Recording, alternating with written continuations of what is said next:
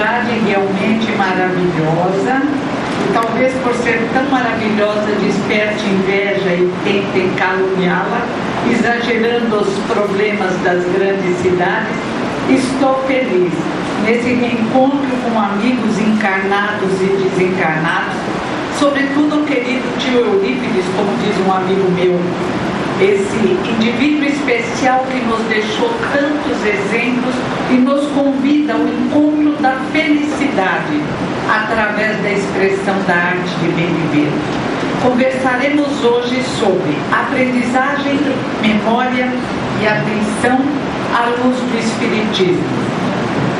A aprendizagem é que permite nos apossarmos do conhecimento no planeta Terra. À luz do Espiritismo, a nossa aprendizagem se faz através dos séculos. E, se tivéssemos ouvido com atenção os grandes mestres, sobretudo o mestre dos mestres, Jesus de Nazaré, outra teria sido a nossa história e outra seria a história do planeta Terra. O Kardec pergunta à equipe do Espírito da Verdade. No Livro dos Espíritos está a pergunta e a resposta preciosa. Mas então podemos mudar o nosso destino? E a resposta: só os desleixados permanecem no mesmo ponto. Estávamos aptos a aprender, a compreender e a praticar os ensinamentos de Jesus de Nazaré. Irmãos preciosos vieram nos acompanhando do lado de lá e do lado de cá, auxiliando-nos através de conversas durante as noites de sono, amparando-nos através de intuições quando estávamos acordados. Mas tantas vezes recusamos-nos a entender o que nos aconselhavam, tantas vezes permanecemos emocionalmente desequilibrados. Até mesmo no meio espírita, vemos agora, no século XXI, esses impulsos de incompreensão do religare que a doutrina espírita estabelece. Escritores que se dizem espíritas tentando amarrar o indivíduo subordinado ao corpo de carne. O Espiritismo é o Consolador prometido e mais do que isso, é o religare, que permite religarmos às luzes do universo e substituirmos a escravidão ao corpo de carne, aos cascalhos da terra, pela compreensão de nosso destino maior, a luz. O uso, mas não abuso de tudo o que nos rodeia. A aprendizagem, de José Herculano Pires, num livro belíssimo, Introdução à Filosofia Espírita, se faz por nós encarnados através dos instrumentos de trabalho, o corpo físico, e perispírito, ou corpo bioplásmico, como dizem os parapsicólogos. O indivíduo apreende a realidade à sua volta e toda essa apreensão se grava primeiro numa memória de curto prazo.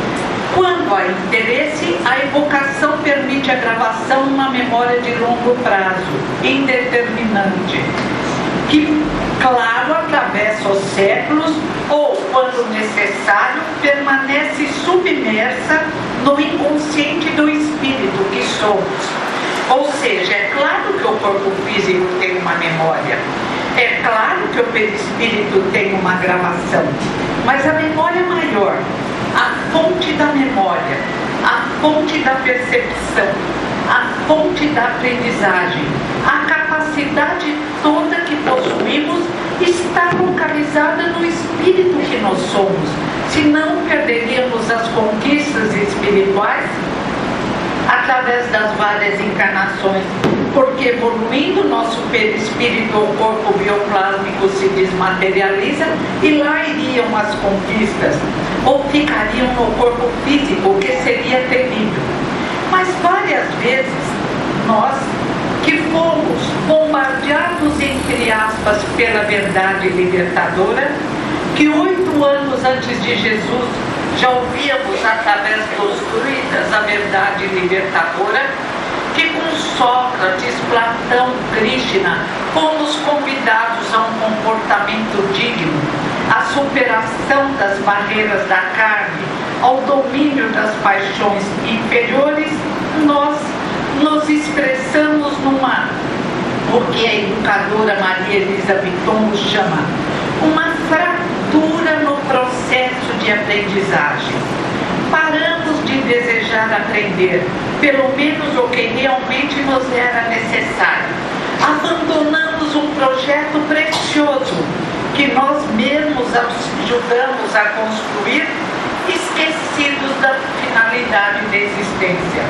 Não utilizamos a nossa memória de longo prazo, e a nossa memória de curto prazo fez com que julgássemos necessários o mergulho na festa do mundo, nas conquistas, entre aspas, do planeta Terra, escravizando-nos a condicionamentos anteriores que também nos acompanham através da memória, que como pensamento, produto do pensamento, é faca de dois gumes, podendo nos alçar às estrelas ou conversando-nos apegados ao barro da terra. O grande, o imenso Eurípides Barçanufo utilizou a sua capacidade de aprendizagem, evocou, através da sua atenção, da sua observação, do seu amor a si mesmo e à humanidade, tudo o que havia aprendido através dos séculos, e numa encarnação brilhante, mostrou a cada um de nós como se vive no planeta Terra, como nos interessa viver no planeta Terra. A aprendizagem depende da memória. A memória depende da atenção e do processo emocional. O processo emocional é que produz a evocação. E nós, como dizem o sócio-interacionista Vygotsky e Vallon, dependemos ainda da sociedade onde nos expressamos.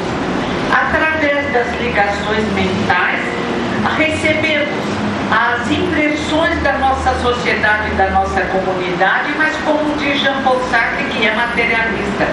Precisamos nos apossar desses estímulos só no que é melhor, conseguindo uma transcendência, uma projeção acima dos defeitos da nossa época. Sartre é bom na teoria, para um pouco na prática. Mas o Espiritismo nos mostra como isso é possível, porque se as interações sociais existem em dois planos interexistentes, não sofremos só as pressões sociais de uma sociedade necessitada, doente, mas que conta com um grande número de indivíduos idealistas praticando o bem. Mas ainda somos assessorados por uma sociedade luminosa do plano espiritual, à qual podemos nos ligar, evocando os estímulos melhores conseguidos no plano espiritual e permitindo que o que estava guardado na memória, a aprendizagem realizada no aqui e no além, consiga eclodir na nossa memória atual, fortificando-se e perpetuando-se como impulso indutor ao nosso crescimento, à felicidade, à tranquilidade de espírito. A atenção só acontece quando o estímulo nos atinge afetivamente. Jesus de Nazaré sabia disso. Sabia que só aprendemos o que desejamos, dizem os neurologistas, os pesquisadores do pensamento, da construção do pensamento, Piaget, Winnicott, Vygotsky, Vallon e outros. Só aprendemos o que desejamos e só aprendemos com quem desejamos. Por isso Eurípides Barçanufo era um mestre impecável, com o carisma que lhe era próprio, fruto do amor, discípulo fiel de Jesus. Ele estabelecia um vínculo afetivo com os seus educandos, apresentava de uma forma agradável, atraente, e e conseguia se expressar como professor excelente, porque o que ele ensinava e continua ensinando, os alunos desejavam e desejam aprender. O mestre dos mestres, Jesus de Nazaré, com o carisma provocado pelo amor, também realizou essa marcha preciosa na terra. Suas sementes luminosas ficaram na nossa memória, mas felizmente os estímulos da horizontal, os boabás que permitimos, como diria Saint-Exupéry, crescer em nosso coração, impediram a interpretação daquilo que havíamos apreendido, ainda não compreendido, mas apreendido, porque o mestre de Nazaré era um professor eficientíssimo, que falava sobre a importância da atenção, chamando-nos à observação. Olhai os lírios do campo, que não tecem nem piam, e nem Salomão se vestiu como eles em toda a sua glória. Sobre a importância do perdão, o emocional desequilibrado impede a aprendizagem. Perdoai não 7, mas 70 vezes 7. É necessário perdoar para aprender, para raciocinar, para discernir, para se tornar o melhor estudante, desde as primeiras expressões da nossa manifestação no planeta Terra. E a cada encarnação, precisamos que os estímulos adequados façam aflorar na nossa memória o que foi aprendido e o que foi apreendido. O que foi apreendido, entendido, como diz Kardec, é memorizado. O que foi apenas decorado é esquecido facilmente.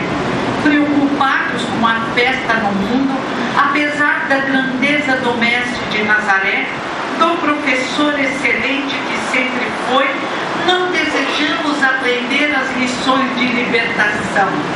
Crianças tolas e imaturas, preferimos o imediato, achando que a felicidade seria conseguida a curto prazo, e misturamos-nos ao barro da terra as nossas paixões inferiores, e na realidade isso dificultou a nossa caminhada. Kardec nos chama a atenção, o grande pedagogo Jesus, com a pedagogia do amor e da esperança, o maior pedagogo de todos os tempos.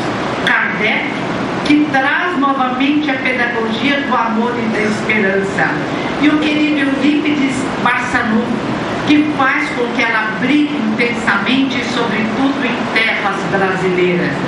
E a pedagogia do amor e da esperança, que existe em sementes luminosas em nosso interior, e a ela provavelmente Freud se referiu quando diz que cada indivíduo, mais do que as pressões sociais, tem um repressor interno que exige um comportamento digno, ou seja, as sementes luminosas de Jesus de Nazaré fazem com que desejemos as luzes, um comportamento digno, o desapego aos bens da terra com a utilização desses bens, o uso, mas não o abuso, diz o Livro dos Espíritos, e a prática do amor, porque ilumina o indivíduo e permite que a memória, no que tem de melhor, brilhe intensamente.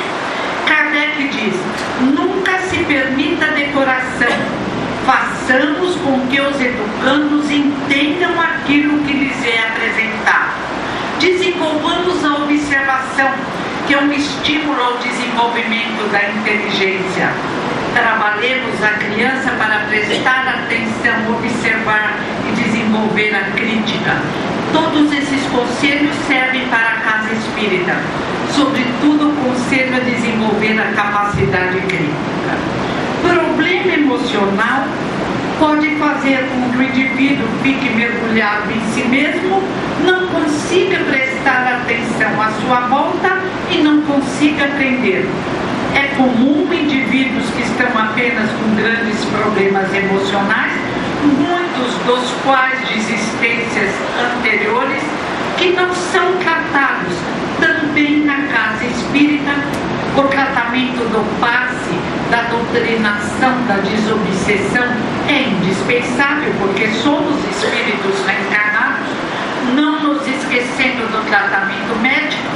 É comum esses indivíduos se comportarem muito mal na escola, não aprendem nada. Tantas vezes são considerados burros, mentalmente deficientes, quando apenas estão envolvidos na teia terrível das emoções desencontradas. Uma conhecida minha, conversando sobre isso, ela me disse: mas eu tenho um emocional todo desregrado e eu tenho uma memória excelente. Eu disse: imagina quando você controlar o seu emocional. Aí ela, desanimada, diz: eu sou louca mesmo. Eu disse: só de você pensar que não é tanto. Tem remédio, porque o verdadeiro louco não se reconhece como tal. E falei: comece a pensar. Eu já não tenho pensamentos menores, eu melhoro a cada dia. Ela ficou tão agradecida por algo tão óbvio, que o Espiritismo chama atenção a todo dia, mas que ela precisou ouvir da voz de uma amiga que me mandou uma carta linda, dizendo que eu havia modificado a sua vida. Eu falei: meu Deus, ela leu e não prestou atenção no livro dos Espíritos, sequer no Evangelho segundo o Espiritismo, tampouco na vida dos grandes vultos do Espiritismo, Meimei, Sheila, Bezerra de Menezes, Eurípides Barçanufo, espíritos magníficos que vieram mostrar a utilização da memória, a capacidade da lembrança para a prática do bem. Quando tantas vezes usamos a capacidade de memorizar e evocar para voltar a condicionamentos inferiores e anteriores. É comum o indivíduo se firmar na frase: o meu passado foi horrível, eu não mereço nada, eu não valho nada. Aí está criando uma teia de escravidão a situações difíceis. Está convocando indivíduos difíceis a se ligarem a ele castigando. É o pedido que ele está lançando. Enquanto que outros, não preocupados com eles mesmos, perguntam como poderão ajudar o próximo, como poderão libertar o próximo de problemas reais, da fome, da falta de remédios, da falta de esperança, como poderão auxiliar o próximo a se vestir com a couraça da fé, da caridade e a colocar o capacete da esperança. O emocional também pode agir, quando o problema não é tão grave, como um elemento gravador. Fizeram experiências com um ratinho em laboratório, e o ratinho que tem medo de caminhar assim no claro, ele gosta do escuro, ele tem no inconsciente a marca do gato que o ataca, ele sabe da sua fragilidade. O ratinho preparado através do medo memorizou muito mais do que o ratinho tranquilo. Mas se eles utilizassem o ratinho tranquilo, se fosse possível, uma iluminação interior, pensamentos harmônicos, uma música clássica, o ratinho tranquilo superaria muito o ratinho agoniado. As experiências se sucedem e, à luz do Espiritismo, confortavelmente assistimos ao desenvolvimento das experiências, lembrando que as do Coronel de Rochat e de pesquisadores atuais fazem mergulhar além do útero, mergulhar em encarnações anteriores. E nós, que não tememos esse mergulho, desde que não seja realizado por egoísmo, ficamos felizes com o desenvolvimento da ciência. Encontrei num livro não espírita, amo, é claro, os livros espíritas, mas precisamos citar os não espíritas porque a verdade está em toda parte. Se a verdade estivesse só nos livros espíritas, não seria verdade.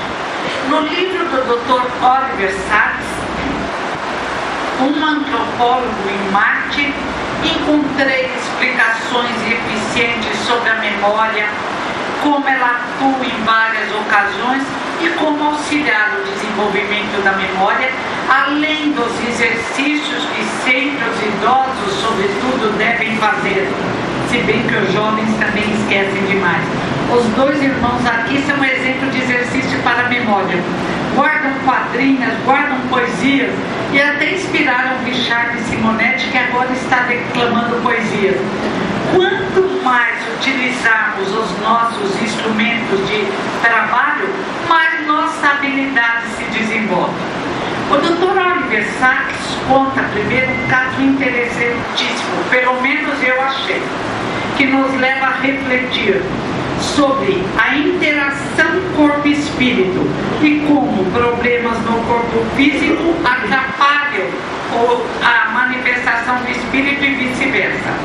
O Dr. Oliver Sacks fala o nome de um pintor famoso, está no livro dele de Histórias Reais, um antropólogo em Marte, um neurologista, é muito bom.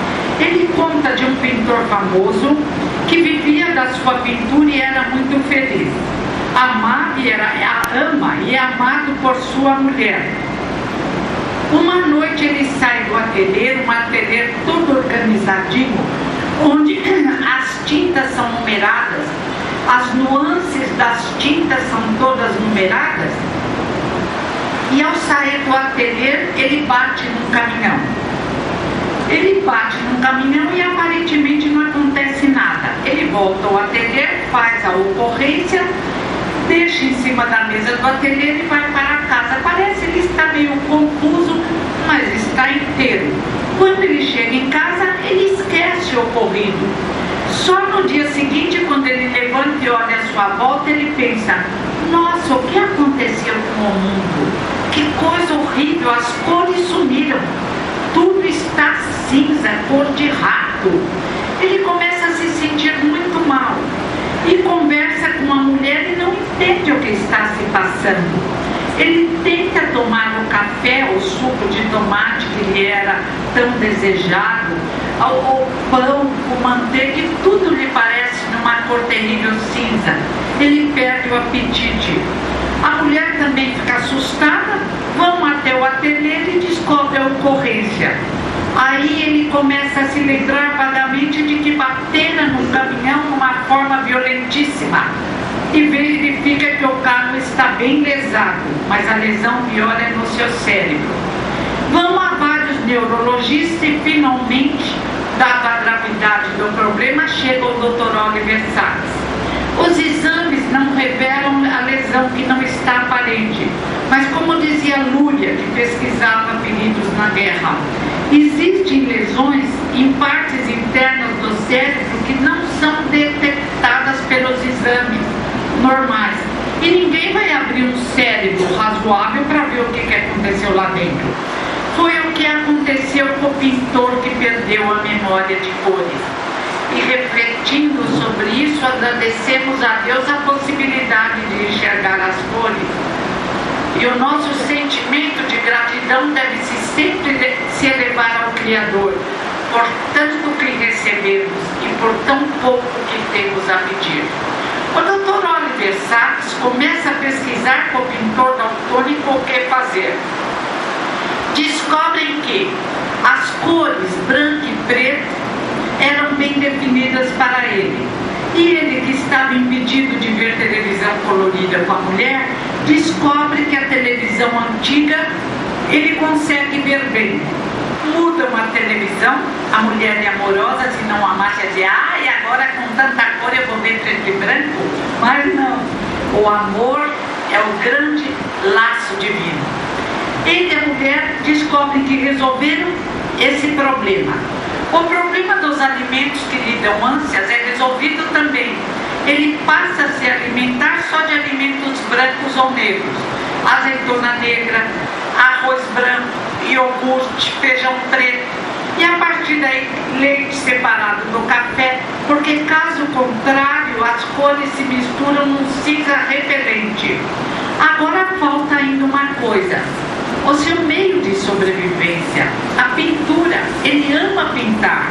Ele tenta utilizar o número das tintas, mas elas para ele se tornam indefinidas, um borrão. Tenta fotografar o quadro em preto e branco, mesmo assim não dá certo. Aí ele começa simplesmente a pintar apenas com o preto sobre a tela branca. E o Dr. Oliver Sacks publica as telas antes coloridas, lindíssimas, e as telas depois, apenas no preto sobre o branco, igualmente belíssimas. Continua a sobreviver através da pintura. Lições preciosas: o respeito ao nosso cérebro. Drogas várias, entre as quais o álcool diminui o tamanho do cérebro, encolhem o cérebro, lesam partes preciosas da nossa capacidade de pensar. E o cérebro lesado impede a expressão do espírito. Mas existe o convite à reflexão sobre a necessidade de adaptação nas horas difíceis. Talvez ele tenha escolhido passar por aquela perda de memória das cores porque ele mesmo não se perdoou alguma infração cometida. Talvez o acidente, e acidentes quando damos mergulho no mundo espiritual de José Herculano no mistério do ser ante a dor e a morte, acontecem.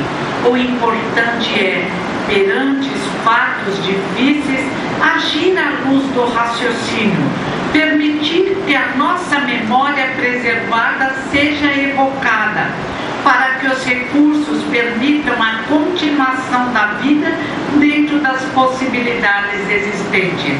O próprio Dr. Oliver Sacks inicia o livro contando que foi operado do ombro direito e que está desenvolvendo a habilidade do braço esquerdo, digitando no computador com o braço esquerdo e treinando a caminhar sem perder o equilíbrio, porque o braço direito está enfaixado para não mover o ombro direito que foi operado. Um exemplo de adaptação, de superação da diversidade, de força e coragem de viver. Porque nas horas difíceis não adianta ficar chorando, só vai complicar o problema, além de ficar feio, enrugado e com os olhos vermelhos. Nas horas difíceis a lição é levantar a cabeça, olhar a bússola luminosa dos irmãos mais velhos e caminhar em direção à luz, com fé, com coragem, com alegria. É o único jeito de sobreviver sem causar danos maiores ao corpo físico. O Dr. Oliver Sacks, não contente com esse e outros casos maravilhosos, conta um outro caso que nos faz refletir sobre a memória. Outra história real, adoro histórias reais. Lembrando, homenageando meus netinhos, eu vou começar com Era Uma Vez e terminar Foi Feliz Para Sempre. Que eles adoram, tem que terminar com Foi Feliz Para Sempre, senão eles não aceitam a história. Era uma vez um último hippie, diz o Dr. Oliver Sacks, para ele. Esse último hippie se chamava Greg. Foi um menino amado, filho único, músico, talentoso, bonito, agradável, sensível. Mas na adolescência ele deixou tudo isso de lado e se tornou um drogado. E aí então, abrindo parênteses, lembramos de Kafka, Metamorfose, quando ele fala num filho também amado, que quando se torna necessitado, drogado, na hora que mais precisa de amor, é abandonado pela família e morre pela rejeição, ferido mais do que pela maçã que o pai lhe atirara, pela rejeição da mãe, do pai e da irmã. Fecha parênteses. Greg também foi rejeitado. Ele teria voltado para se drogar a antigos condicionamentos do passado? Talvez. Mas o que podemos ter certeza é de que ele não foi convenientemente trabalhado na lei de adoração. A religiosidade é um canal precioso que, trabalhado, nos liga às luzes do universo. É a religiosidade, dizem os pesquisadores, que faz com que em Salvador, na Bahia, apesar de ser uma grande cidade, a violência não seja tão grande. Projetando-se dentro das suas possibilidades no religário, o indivíduo permite-se um comportamento mais digno. Tenho a certeza de que Greg não foi adequadamente apresentado a Jesus de Nazaré. E não podemos permitir que nossos filhos, netos, crianças, adolescentes não sejam apresentados adequadamente a Jesus, o Mestre dos Mestres, ou aos seus dirigidos, Buda, Krishna, Confúcio. Mas é preciso uma luz para despertar a luz que temos em nosso interior, para fazer com que o que Freud chamou de repressor interno, e que eu diria que a luz interior, a voz da consciência, nos convide ao brilho que nos é próprio. Greg não havia despertado para a luz e perde-se nos descaminhos das drogas. Provavelmente o anjo da guarda de Greg ficou trabalhando para que ele encontrasse um caminho para sair daquele suicídio. E Greg encontra Hare Krishna e o segue. Vai para um templo dos Krishna. E durante 5 anos ele está lá. Aos poucos ele foi perdendo a capacidade de andar, de enxergar. Abrindo parênteses, nunca podemos dispensar o tratamento médico. O corpo físico exige também os especialistas da horizontal. Um glaucoma pode provocar cegueira. Fecha parênteses. Greg, por 5 anos, não foi levado ao médico. Quanto a mãe e o pai, 5 anos depois, olha como em Metamorfose eles renegaram o filho drogado. Amavam o filho em condições maravilhosas. Jesus, se não amais, senão o que vos amam, que merecimento tereis? Porque os pecadores também amam os que os amam. Os pais resolvem visitar Greg, assustados com a falta de notícia, e o encontram abobado, sentado numa cadeira de rodas. Era levado de um lado para o outro pelos amigos, e tinha apenas, diz a mãe dele, um sorriso estúpido no rosto. O verdadeiro Greg havia sumido sob camadas de gordura e uma doença não diagnosticada. A mãe pergunta, mas o que aconteceu? Os jovens dizem, agora ele é um iluminado. A mãe diz, mas eu não quero ele iluminado, eu quero ele são. E pede permissão para levá-lo a um hospital. É levado e verificam que ele tinha ainda um tumor benigno no cérebro, que se fosse retirado no início, não teria causado danos e nada teria acontecido. Podemos mudar as nossas provas? Pergunta Kardec. Só o desleixado permanece no mesmo ponto. E quantas vezes somos desleixados? Os pais levam Greg para operar. O tumor é benigno, é retirado, mas o dano que causara não era possível de ser refeito. O cérebro fora lesado, na zona da memória, da visão, da possibilidade de andar. Greg é levado para um hospital de doentes crônicos. E a partir daí os pais vão visitá-lo nos fins de semana e de outras vezes levam Greg para casa. Mas o Dr. Oliver Sacks fica abismado porque Greg se tornou um vegetal. E ele diz, não, deve haver um canal que desperte algo da memória desse indivíduo. É preciso despertá-lo para a vida. Agora eu vou ler o livro do Dr. Oliver Sacks, Despertando, que tem um filme, eu vi um filme belíssimo. E o Dr. Oliver está sempre preocupado em aproveitar as possibilidades do indivíduo, porque ele acha que todos têm a possibilidade de ter alguma produtividade. Ele diz que no hospital para doentes crônicos, o indivíduo é tratado como um bebê. Dá um banho, alimenta e coloca em frente da televisão. E o pouco que sobrou vai se atrofiando. Ele começa a conversar com Greg e consegue arrancar com um verdadeiro saca-rolho o que ele lembrava. Greg lembrava mal, mas lembrava das bandas dos anos 60. Adora as bandas dos anos 60. Adora música. O Dr. Oliver Sacks falou, achei o canal para despertar Greg. Vamos ver o que sobrou desse cérebro lesado. Ele descobre uma banda dos anos 60 que vai tocar no teatro de Nova York.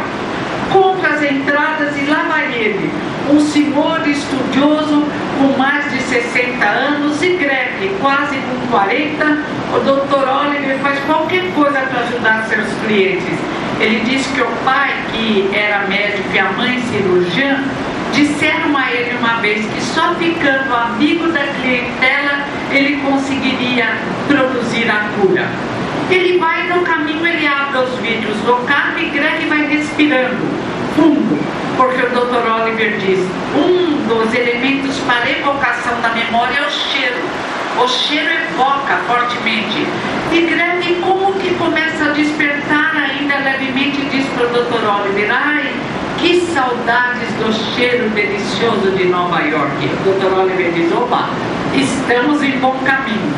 Chega no teatro, o Dr. Oliver conversa com os músicos e coloca Greg bem quase dentro da banda. Os músicos permitem. Mas no caminho, já empurrado pelo Dr. Oliver na sua cadeira de rodas, Greg já começa a pular na cadeira como uma criança diante de uma casa cheia de brinquedos. Ele volta ao ano em que era jovem, participava das bandas, o canal afetivo foi encontrado, o foco de amor foi bidirecionado, o interesse do Dr. Oliver, o amor ao seu doente começa a despertar Greg. No barulho ensurdecedor que a banda produz, Greg fica feliz. O Dr. Oliver diz: mas onde está o Greg deprimido, cansado, sem voz ativa, que não reclamava de nada? Onde está aquele Greg que parecia um vegetal, que não exigia sequer a comida que não lhe era dada? No primeiro tempo da apresentação, Greg canta em altos brados todas as músicas da banda. É um novo Greg. É o Greg entusiasmado, feliz, alegre, e a memória está retornando, ou retornou, pelo menos a memória dos anos 60.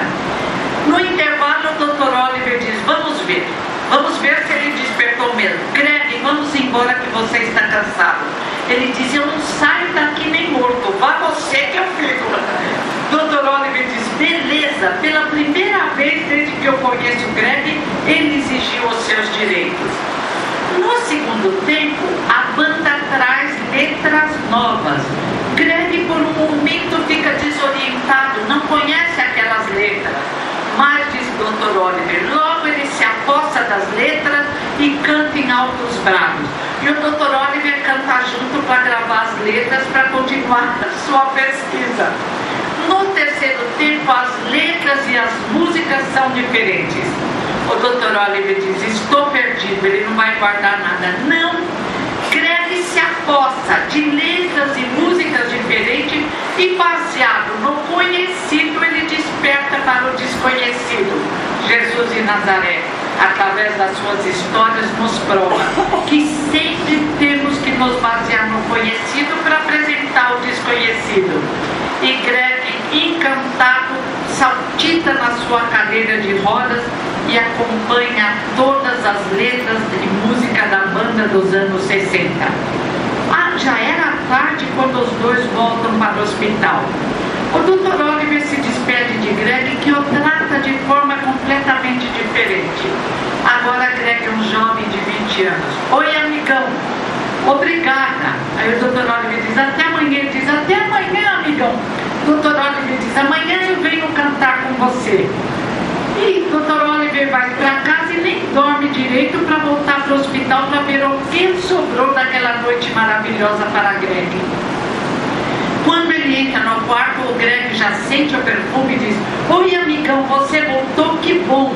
O Dr. Oliver diz: e você gostou do teatro? Ele diz: que teatro? Não lembro de teatro. O Dr. Oliver diz: pronto, trabalho perdido. Mas não, embora Greg esquecesse o teatro, confundisse quando ele ia aos recitais dos anos 60, ele se lembra das músicas do primeiro, do segundo e do terceiro tempo. E os dois, o neurologista Dr. Oliver Sacks e o jovem Greg, cantam aos brados felizes no hospital todas as músicas da banda dos anos 60.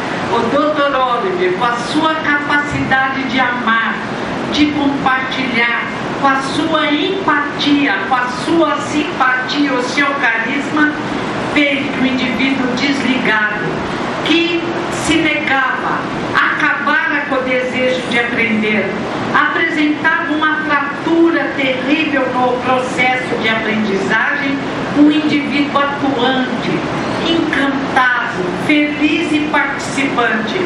A partir daquele dia, diz o Dr. Oliver Sacks, Greg é um novo indivíduo, quer aprender computação, começa a reconhecer cada enfermeira pelo perfume e modo de andar, participa da vida no hospital, é um indivíduo atuante no seu meio e, sobretudo, é um indivíduo produtivo e feliz.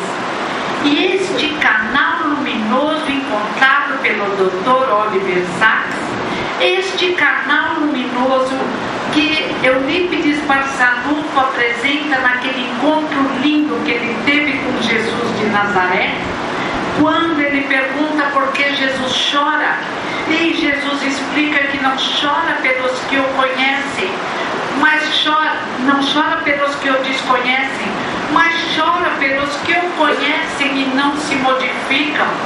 Choram pelos que repetem as histórias preciosas de Jesus, por todos aqueles que são fartos de sabedoria na teoria, mas que não se expressam um gesto de amor na prática. Eurípides Barçanufo se transforma num clarão fabuloso e também num canal que nos convida ao desenvolvimento da prática do amor, ao desejo de aprender, a permitir a aprendizagem através da ensinagem de irmãos mais velhos, a se debruçar com olhos de enxergar, ouvidos de ouvir e coração para sentir o amor nos ensinamentos de Jesus de Nazaré, também apresentados pelo mestre de Lyon Kardec no Evangelho segundo o Espiritismo, a ler os livros básicos de Kardec que trazem esse canal luminoso que estabelece o religare com a arte de bem viver. Religare, porque nas primeiras expressões do nosso desenvolvimento, levados pelo instinto, caminhávamos de forma quase sempre correta. Mas agora é preciso que a razão assessore e domine os instintos, porque a razão traz a possibilidade de discernir, de refletir, de criar, de transformar. E a grande tarefa nossa no planeta Terra, além de conseguirmos a transformação moral, pela qual, diz Kardec, reconhece seu verdadeiro espírita, não por ser bom médium, não por ser bom orador, não por ser simpático, mas por ser capaz de perdoar e de amar, e de colocar o bem-estar da coletividade acima do seu próprio bem. Esse canal luminoso que nos entusiasma, que faz com que tantas vezes nos percebamos falando nas pontas dos pés, é exatamente o canal dos ensinamentos trazidos pelo mestre dos mestres, Jesus de Nazaré, exemplificados por Jesus de Nazaré, mas também por Eurípides Barçanufo, Sheila, Memei, Camille Flammarion, Leon Denis, José Herculano Pires, os druidas nas galhas, Amélie Gabrielle Boudet, Joana d'Arc, tantos irmãos mais velhos, tantos irmãos sobre os quais temos que refletir sobre a história desses irmãos que permite que o canal, que permita o nosso religar, que se projete em dimensões luminosas, acenda as suas luzes. Lembrando Vygotsky, todos temos um desenvolvimento real, mas todos temos um desenvolvimento potencial que tem que eclodir, a ligar os dois desenvolvimentos, o real, que é o ponto onde estamos, e o potencial, que é onde podemos chegar. Existe a zona proximal, os brotos, os embriões que precisam ser trabalhados por um irmão mais velho, por um professor. Eu diria, não existe melhor trabalhador e libertador do que o nosso irmão mais velho, Jesus de Nazaré. Mas ele deixou frutos preciosos.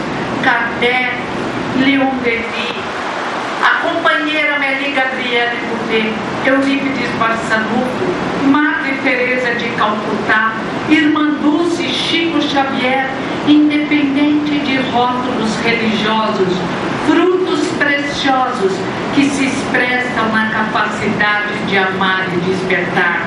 E não é o rótulo religioso que nos levará ao encontro da felicidade, ainda encarnados no planeta Terra, agradecendo a Deus a oportunidade de estarmos encarnados nesse querido e lindo planeta azul. É a nossa capacidade de amar, de tolerar, de ser firmes na hora certa de compreender. Então saímos do nosso desenvolvimento real, da nossa incapacidade de amar, da nossa intolerância religiosa, da incompreensão dos verdadeiros valores, da firmeza na fé e na disciplina apresentada por Jesus de Nazaré.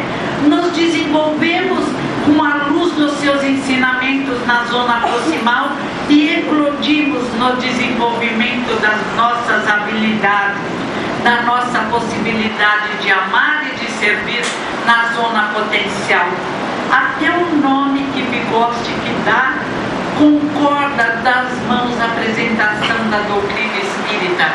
Educar é desenvolver potencialidades, luzes interiores.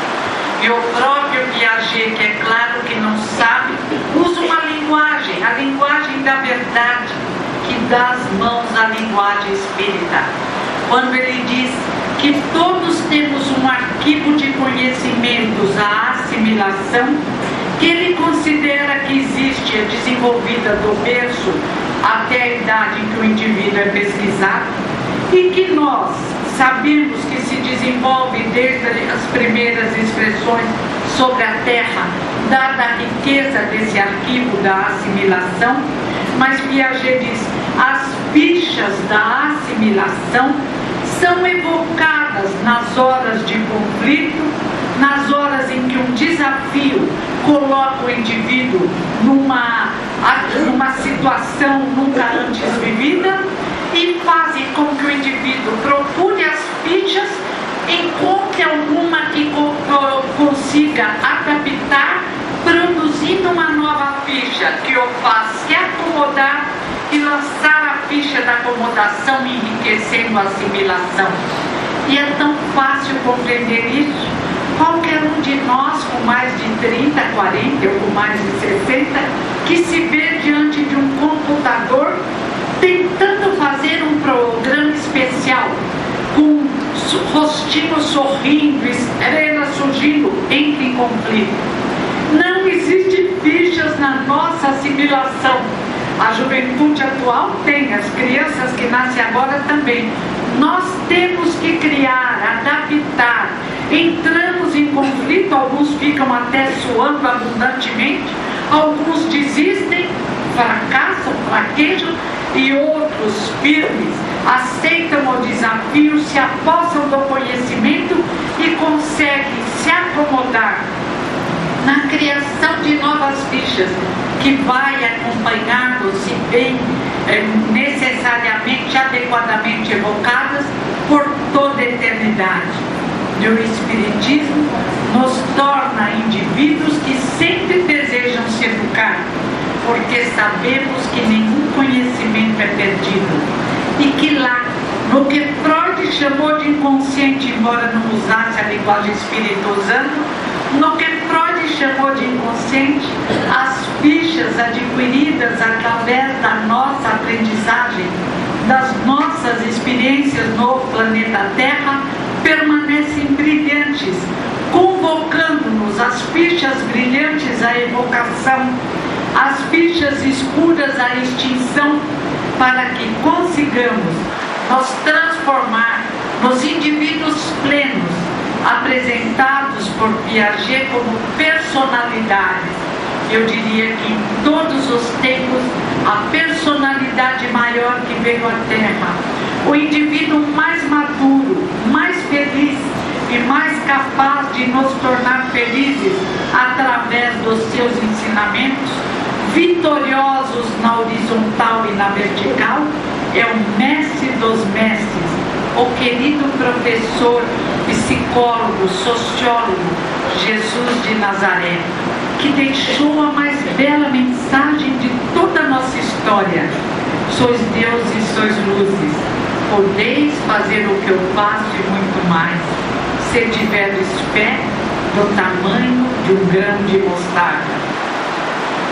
E Jung fala também a linguagem espírita, ele, espiritualista, quando fala no arquétipo coletivo, as marcas das experiências vividas pela humanidade, mas lembra também os arquétipos individuais, cuja intensidade varia de indivíduo para indivíduo, porque os arquétipos individuais são produtos das nossas experiências pessoais.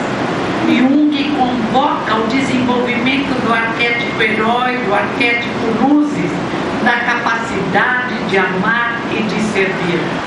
Onde quer que olhemos, o convite é um só, através do canto dos pássaros, da beleza das flores, do sorriso das crianças, da doçura do olhar da maioria dos cães, do gado, de todo o nosso querido planeta que tanto maltratamos e que nos responde com tanto amor.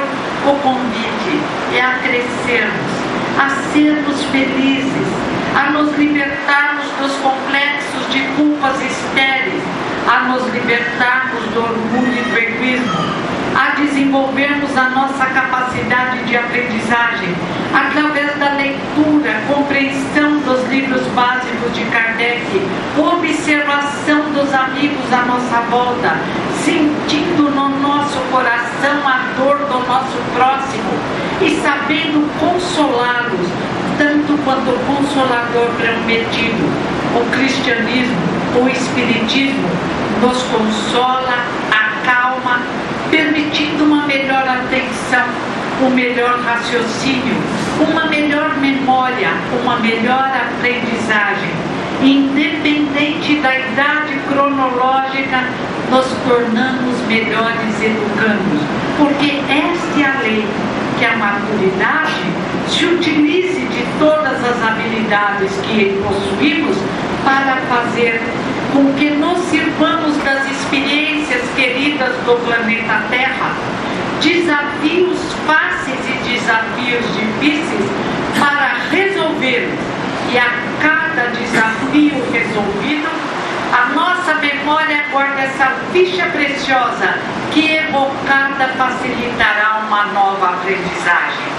O convite é um trabalho de amor, mas o produto será sempre as luzes à nossa volta, o religarem com as luzes do universo, a felicidade encontrada pelo último rico, que então foi feliz para sempre, pelo pintor daltônico, que mesmo não encontrando as cores às quais estava acostumado, foi tão feliz que disse ao Dr. Oliver Sacks: se quisesse me desenvolver agora a memória das cores, eu não aceitaria, porque eu teria que me readaptar novamente. E agora, com 65 anos, aprendi a sair à noite, a viver no preto e branco, e não teria vontade de mudar tudo de novo. Felicidade é um estado de espírito, é uma conquista, e o Mestre dos Mestres, Jesus, e seus frutos saborosos vieram nos ensinar a atingi-la. Depende de cada um de nós a felicidade já, uma memória melhor, um raciocínio mais claro e um brilho intenso no coração, porque viver é uma conquista diária. A arte de bem viver depende da nossa aprendizagem. Obrigada.